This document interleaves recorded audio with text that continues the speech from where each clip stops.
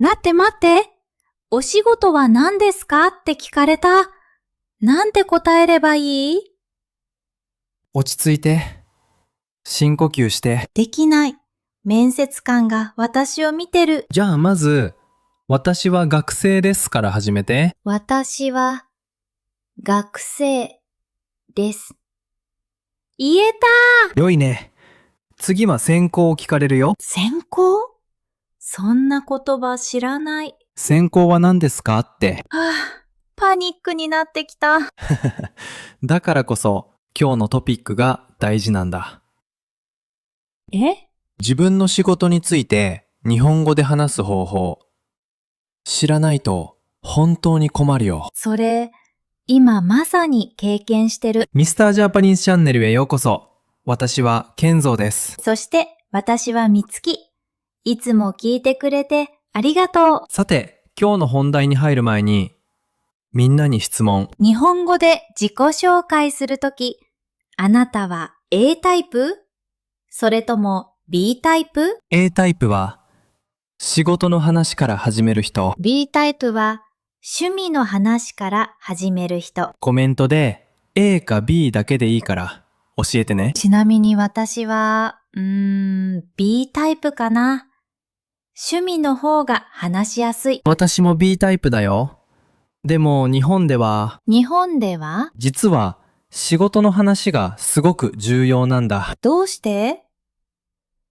日本社会では、あなたの仕事があなた自身を表すと考えられてる。それってプレッシャーじゃない？ある意味ね。でも、見方を変えれば、自分をプロフェッショナルに表現するチャンスでもある。プロフェッショナルに？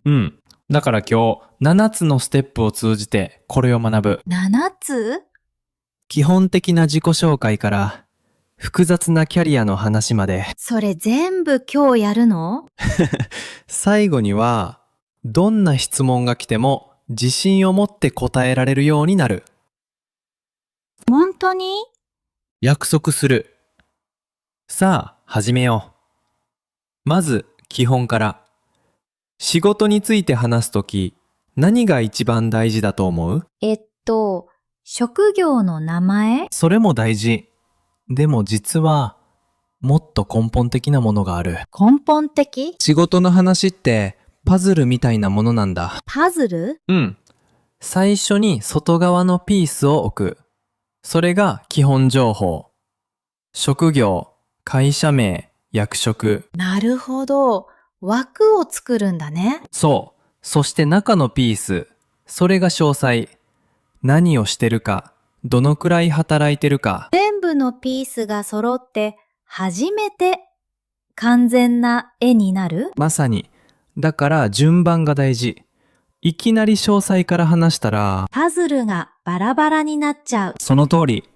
日本語では特にこの順番を守ることが礼儀とされてる。礼儀？相手が理解しやすい順番で話す。それが相手への配慮なんだ。じゃあまず外側のピース、基本から始めよ完璧。う。OK。想像してる。カフェで誰かと会ってる。初対面？緊張してる。手が少し震えてる。相手が聞いてくる。お仕事は何ですかって。来た。私は学生です。良いスタート。でも、もっと自然な言い方がある。もっと自然？学生をしていますって言ってみて。学生をしています。あ、柔らかい感じがする。そう。ですより、していますの方が動きがある。動き？今まさにその状態で生きてる感じ。現在進行形の人生。それは詩的だね。日本語は常に生きてる言語だから。じゃあ、学生じゃない人は？会社員をしています。教師をしています。エンジニアをしています。全部？しています。基本的にはね。でも特別なケースもある。さて、このフレーズを分解しよう。学生をしています。でしょ？簡単じゃない？英語では I am a student だけど日本語ではもっとそうがある。そうおという助詞。これが重要。おいつも使ってるけど、おは対象を示す。つまり学生という役割を演じていますって意味。役割を演じる？そう。日本文化では仕事は単なるラベルじゃない。じゃあ何？あなたが社会で果たす役割、責任、アイデンティティの一部。だからみんな仕事を真剣に考えるんだ。まさに、私は教師ですじゃなくて、教師をしています。常にその役割を生きてるってこと？正確に。だから転職は日本では大きな決断なんだ。役割を変えるってことだから。そう、アイデンティティの一部を変えること。クイック質問。もし今日から新しい仕事を始められるなら何を選ぶ？みんなに考える時間をあげよう。教師？デザイナー？それとも起業家？私はデザイナーかな。創造的な仕事がしたい。素敵。デザイナーをしています。どう？言ってみて。デザイナーをしています。わあ、本物みたい。言葉には力があるからね。新しいシナリオ。エレベーターの中。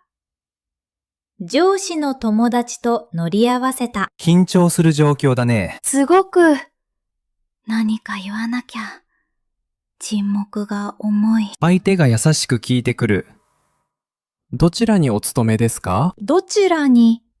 あ、これって会社名を聞いてる？その通り。ABC 株式会社に勤めていますって答える。株式会社。難しい。練習すれば大丈夫。ABC に勤めていますだけでもいい。もっとカジュアルな言い方は？ ABC で働いています。あ、これなら簡単。でも注意。働いていますはちょっとカジュアル。いつ使い分ける？上司や年配の人には勤めています。友達には働いています。日本語って本当に相手によって変わるんだね。それが美しさでもあり、難しさでもある。トリッキーだけど理にかなってる。よくある間違い。その1、会社名を言うとき、でとにを混同すること。やったことある。ABC で勤めています。これ、実は不自然。なんで？勤めるにはに、働くにはで、セットで覚えて。勤めに、働くで。その2、役職を言うとき、謙遜しすぎること。謙遜しすぎ？ただのエンジニアです。とか、まだ新人で、とか。それダメなの？謙遜は美徳だけど、自分を過小評価しすぎると、相手も困る。じゃあどう言えばいい？シンプルに、エンジニアをしています。それだけで十分。自信を持って、でも謙虚に。完璧なバランス。今週のチャレンジ。今日学んだフレーズを一つ選んで。学生をしています。でも、会社員をしています。でもいい。鏡の前で3回、声に出して練習する。そして、誰かに実際に使ってみる。オンラインでもいい。日本語の友達にメッセージ送ってみて。コメントで A か B と一緒にチャレンジの結果も教えてね。使ってみた、みたいな感じで。言葉は使ってこそ本当に自分のものになる。本当のことを話してもいい？もちろん。日本で初めて面接を受けたとき、大失敗した。何が起きたの？準備は完璧だった。フレーズ全部覚えた。学生をしています。マーケティングを専攻しています。全部。それで？面接官が聞いた。お仕事は？って完璧に答えた。じゃあ何が問題だったの？次の質問が来た。具体的に何を勉強してますか？そしてフリーズした。3秒間、ただ座ってた。言葉が出てこなかった？単語は知ってた。でも文章にできなかった。頭の中が真っ白。それは辛かったね。面接官は優しく微笑んで、大丈夫ですよ、ゆっくりでって。それで気づいたんだね。フレーズを覚えるだけじゃダメだって。何が必要だった？理解。なぜそのフレーズを使うか。どう組み合わせるか。それが本当の学習。帰り道、泣きそうだった。でも、感謝もしてた。感謝？その失敗が教えてくれた。言語は暗記じゃない。生きたコミュニケーション。それが最も大切な教訓だね。うん。完璧に言うことより、本当に理解すること。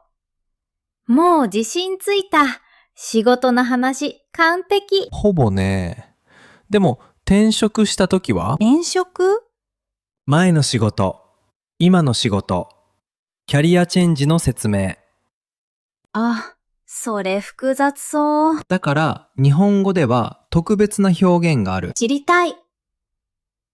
以前は〇〇をしていましたが、今は伴奏をしています。待って。それだけで通じる？それだけじゃないよ。もっと深い。次回。待てない。次回、キャリアチェンジの美しい伝え方、教えます。さて、今日のベストフレーズ3選。絶対覚えておいてほしい3つ。1つ目は、学生をしています。基本中の基本、職業を述べる丁寧な表現。2つ目は、〇〇に勤めています。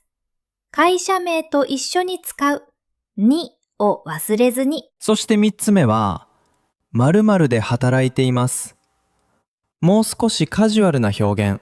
友達との会話に最適。この3つマスターすれば基本は完璧だね。今日の完全なスクリプトはブログで読めるよ。ベストフレーズ3選も漢字付きで載ってる。復習したい方は説明欄のリンクからチェックしてね。何度も読んで自分のものにしてください。最後にもう一度聞くね。日本語で自己紹介するとき、あなたは A タイプ？それとも B タイプ？ A タイプは仕事の話から。B タイプは趣味の話から。コメントで A か B だけでいいから教えて。そして今週のチャレンジをやったら結果も教えてね。B 使ってみたみたいな感じで、皆さんのコメント本当に楽しみにしてる。次回も参加したいなら、ミスタージャパニーズチャンネルを購読してね。言語を学ぶって単語を覚えることじゃない。新しい自分を表現する方法を見つけること。そしてその旅は一つのフレーズから始まる。一緒にいてくれてありがとう。次回まで学び続けて成長し続けて。みんな気をつけてね。またね。